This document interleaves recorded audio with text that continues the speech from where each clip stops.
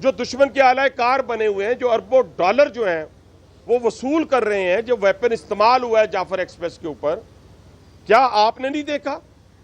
کیا آپ نے نہیں سنا کہ اس وقت سیٹلائٹ کے ذریعے افغانستان سے کن لوگوں کے ساتھ وہ رابطے میں تھے؟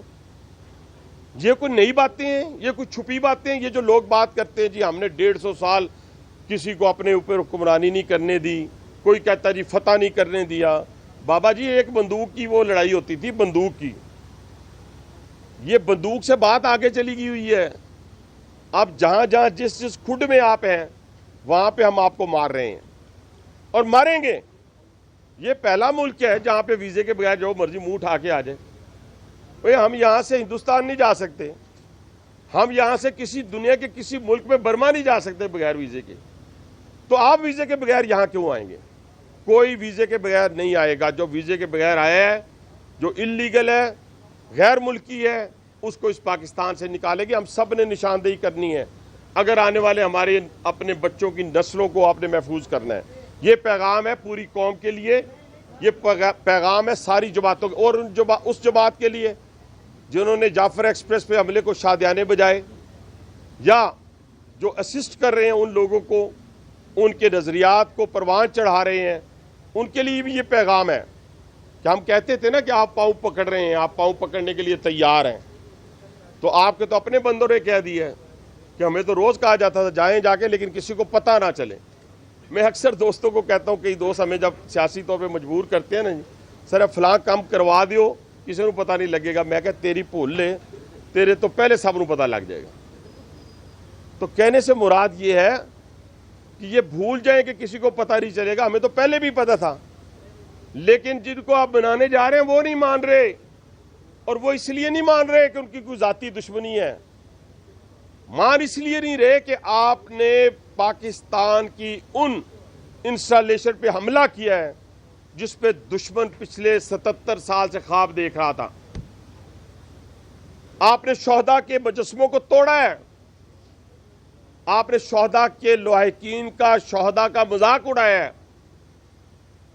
انشاءاللہ تعالی آپ پہلے بھی انجام کو پہنچے ہوئے ہیں، باقی جو رہ گئے ہیں وہ بھی انجام کو پہنچے گی۔ جس نے سیاست کرنی ہے وہ پاکستان کے آئین قانون کے مطابق، اور جس نے اس پاکستان میں رہنا ہے اس نے اس فیڈریشن کو مان کے رہنا ہے۔ انشاءاللہ تعالی یہ پاکستان وہ پاکستان ہے جس نے قیامت تک قائم اور دائم رہنا ہے اللہ تعالیٰ کے فضل و کرم سے، اور اس میں سب جتنی قومیں آباد ہیں وہ اس کے ماتھے کا جھومر ہے اور سب نے اس کے لیے اپنی اپنی قربانی دی ہے۔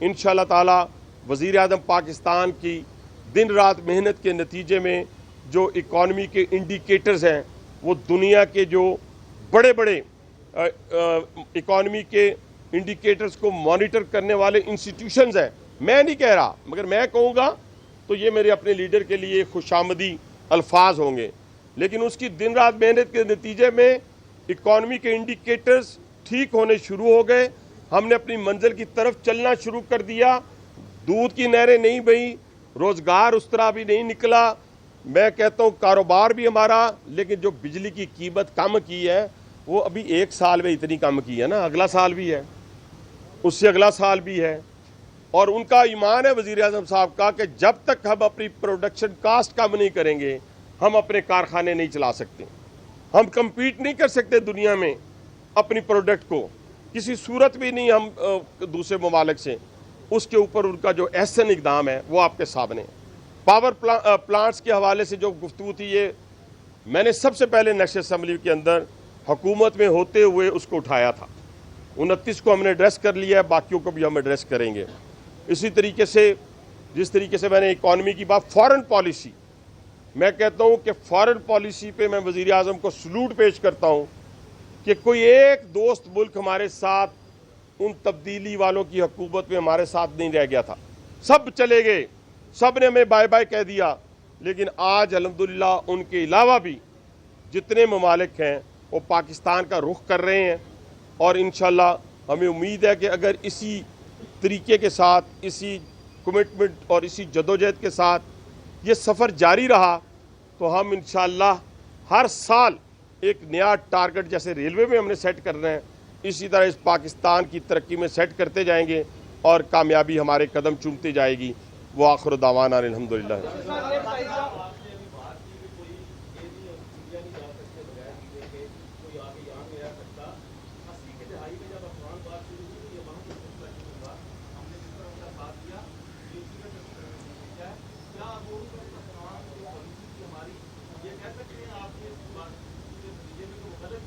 نہیں دیکھیں، پہلی بات تو یہ ہے کہ ہم نے وہ فرض ادا کیا تھا ایک مسلمان کی حیثیت سے، مسلمان بھائی کی حیثیت سے.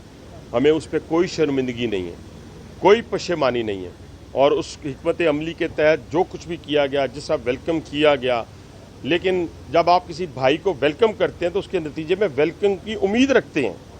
تو اس لیے میں یہ کہنا چاہتا ہوں کہ وہ پالیسی اس وقت کے حوالے سے ٹھیک تھی اور آج کی پالیسی آج کے حوالے سے ٹھیک ہے.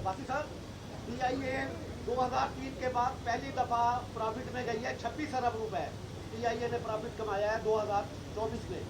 آپ ریلوے کا ٹارگٹ دے رہے ہیں 2.5 ارب روپے، جبکہ اس کا تو انفراسٹرکچر بہت بڑا ہے. کس نے 2.5 ارب کا کس نے ٹارگٹ سیٹ کیا؟ آپ نے فرمایا کہ میں اتنا میرا ہے کہ میں آگے نہیں ہمارا ٹارگٹ جو ہے، ٹھہریں سر بات تو کلیئر کر لینا.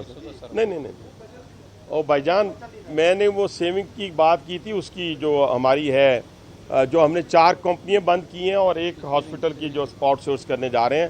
ہم تھوڑا سا غور سے سن لیں، لیکن کوئی بات نہیں، گرمی ہے تھوڑی سی. اور اس کے اندر جو ہمارا 110 ارب روپے کا جو ہے وہ ٹارگٹ ہے. اچھا باجی صاحب، یہ ٹرین آپریشن کے ساتھ ہے، ٹرین آپریشن کے بغیر ریلوے نہیں ہے، اور آپ نے آتے ہی کہا کہ آپ کا پنکچویلٹی نمبر 1 پہ ہے. جولائی سے مارچ پہلے 9 ماہ کے دوران ریلویز کا جو ٹرین آپریشن ہے اس میں ای آرز کی وجہ سے صرف 2740 گھنٹے افیکٹ ہوئے ہیں، اور کنیکٹنگ ریل لنکس کی وجہ سے 3108 گھنٹے ضائع ہوئے ہیں. یہ دونوں جو فیکٹرز ہیں ان کے لیے فنڈز ریکوائرڈ ہیں. مریم تو اور مریم نواز اور وہ تو جو کر رہی ہیں، شہباز شریف صاحب اس کے لیے کچھ اسپیشل فنڈز دے رہے ہیں ریلوے کو. آپ کو پتہ ہے کہ پی ایس ڈی پی کے پروگرام جو پہلے سے پروجیکٹ ہمارے چل رہے ہیں، اس میں ٹریک کے لیے 2 سیکٹر جو ہمارے کریٹیکل تھے، جس کے اندر ہمارا سکھر ڈویژن اور کراچی ڈویژن تھا، اس کے ٹریک کے اوپر اربوں روپے کا کام شروع ہو چکا ہوا ہے. اس کا بریک اپ میں نے کل لیا ہے کہ یہ ای آر جتنے ہیں اس کو ایڈریس کرنے کے لیے ہم جا رہے ہیں. یہ جو آپ ٹائم کی بات کر رہے ہیں، اسی کے لیے تو میں کام کر رہا ہوں، لیکن اسی انفراسٹرکچر کو ایڈریس کرنا ہے. اور آپ کے یہ اربوں روپے کے فنڈز فیڈرل گورنمنٹ نے دیے ہوئے ہیں. اور دوسرے اب نئے پی ایس ٹی پی کے لیے میں اور چیئرمین ہم جا رہے ہیں 3-4 دنوں میں. انشاءاللہ اس سے بھی فنڈز ہم لے کے آئیں گے اور ہم ای آر کو ایڈریس کریں گے. جو MP1 MP3 اسکیل کی افسروں کی فوج لگی ہے کانٹریکٹ پہ، ریلوے کے افسر کیا ہے اہل نہیں ہے کہ اتنی بھاری تنخواہوں پہ آپ نے وہ رکھے کہ ریلوے کے افسروں کو کیوں نہیں لایا جاتا ہے؟ اچھا، وہ پہلی بات تو یہ ہے کہ میں نے پوری لسٹ منگوا لی ہے. یہ جتنی 4 کمپنیاں تھیں، اس میں بھی کانٹریکٹ بیس لوگ تھے، وہ تو چلے گئے. اب آپ ان کی بھی تعداد، کسی کی 13 لاکھ سیلری تھی، کسی کی 10 لاکھ سیلری تھی. اسی لیے جو باقی کانٹریکٹ پہ لوگ منسٹری کے اندر موجود ہیں یا ہیڈ کوارٹر کے اندر ہیں، مجھے نہیں پتا اس کی تعداد کا، آ جائے گی میرے پاس سامنے. پھر ان کو دیکھیں گے کہ ان کی ایفیکیسی ہے کام کے لیے کہ نہیں. اگر تو وہ ہماری ضرورت پریکس ختم ہوگی نا. اس کے عملے کی وجہ سے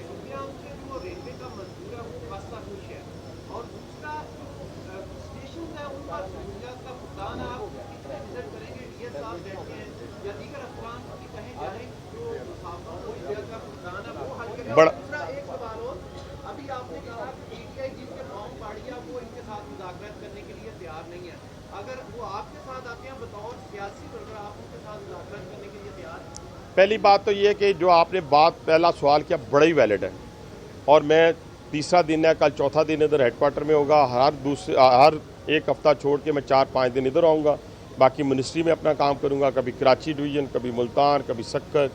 یہ سارے ہم نے انشاءاللہ تعالیٰ فیلڈ میں جا کے، اگر میں فیلڈ میں ہوں، اگر مجھے پتہ چل گیا کہ واش روم گندہ ہے، اگر مجھے پتہ چل گیا کہ جتنے اسٹیشنز ہیں سب اسٹیشنز میں غیر معیاری جو چیزیں ہیں وہ فروخت ہو رہی ہیں سب اسٹیشنز پہ، میں ہر اپنی چیز کو مانوں گا اور پھر اس کے بعد اس کو ٹھیک کرنے کی طرف جاؤں گا.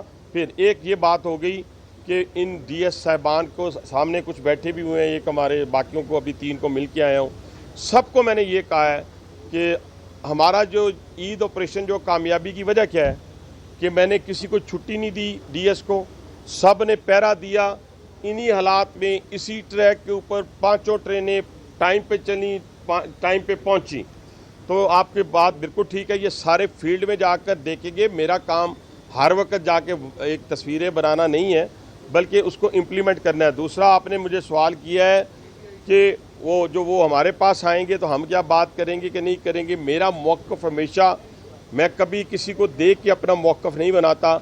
मैंने पीटीआई के हवाले से मेरा मौक़िफ़ यही है, जब तक 9 मई के हवाले से और जो फंडिंग, फॉरेन फंडिंग इनके पास आती है, जो इनके वो लोग सो कॉल्ड इंटेलेक्चुअल जो पाकिस्तान से भागकर पाकिस्तान के इंस्टीट्यूशंस के ऊपर हमलावर हैं, जब तक ये सारी तहकीकात मुकम्मल होकर वो मंतकी अंजाम तक नहीं पहुंचते, मैं उनके साथ किसी किस्म के मुज़ाकरात को मानने के लिए तैयार नहीं।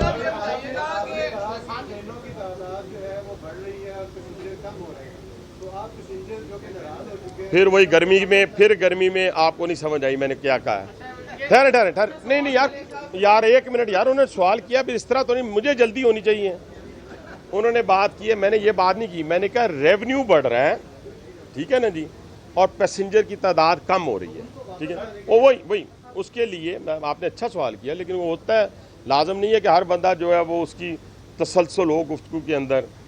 मैं ये बात तो करने दें, जो मेरे भाई ने बात की है ना जी, उसके लिए आज बैठ के हमने बिल्कुल यही, मैंने कहा जी ये तो आपने हमें खुश कर दिया कि जनाब 2023 में 39 अरब, 2024 में 47, अब हमने 55 अरब इंशाल्लाह।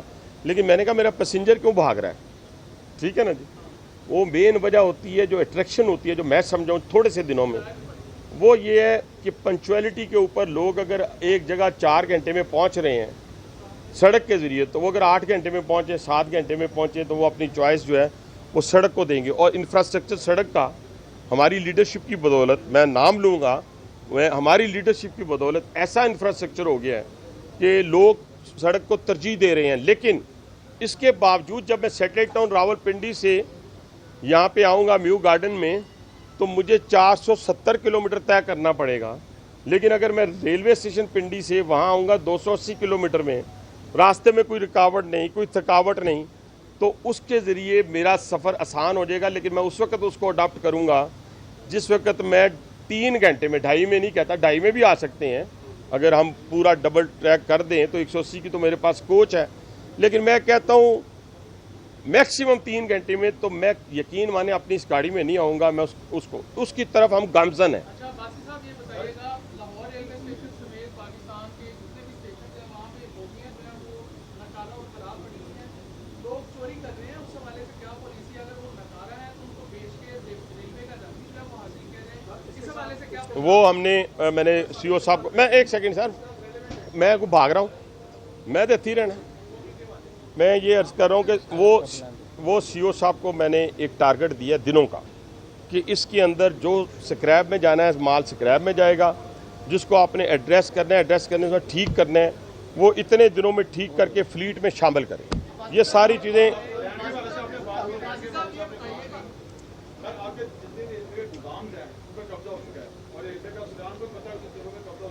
लाहौर में बिल्कुल सर, मैं सीओ साहब मेरे साथ खड़े हैं, आईजी साहब बैठे हैं, और आईजी साहब के लिए इतला है कि मैं ये नहीं कहता, आपको पता है कि रेलवे पुलिस की कितनी स्ट्रेंथ है, कितनी कैपेबिलिटी है।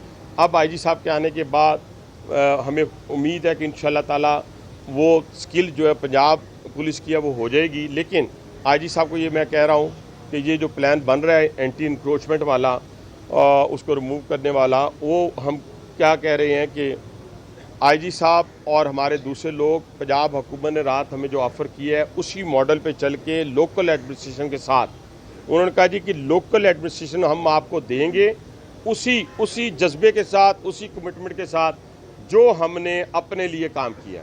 तो इंशाल्लाह हम एक एक इंच और एक एक कब्ज़ा छुड़वाएंगे।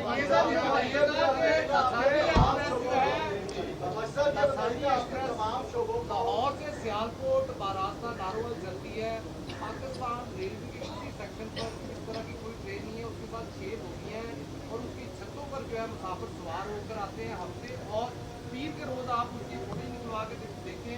मैंने आपको व्हाट्सएप की उसकी फोटो भेजी थी, और उसमें देखा जा सकता है कि मुसाफिर जो है छतों पर सवार होते हैं और औरतों को जो है धक्कम पेश का सामना करना पड़ता है। 6 बोगियां लगाई जाती हैं, जबकि उसके साथ 9 से 10 बोगियां लगाई जाती थी। क्या बोगियों की शॉर्टेज का मसला है, क्या मसला है? वैसे ही बता दें। बिल्कुल शॉर्टेज थी और आप ठीक कह रहे हैं कि 1-2 दिन ये मसला रहा है। इंशाल्लाह ये अब नहीं नज़र आएगा आपको, इसका प्लान कर चुके हैं। 9 से कम नहीं चलेगी। अभी जो सीओ साहब ने बात की है, आज का दिन नोट कर लें। आफ्टर 3-4 डेज आप देख लें क्या उसका रिजल्ट निकलता है, फिर हफ्ते के बाद चलें, 1 हफ्ते। बड़ी अच्छी बात।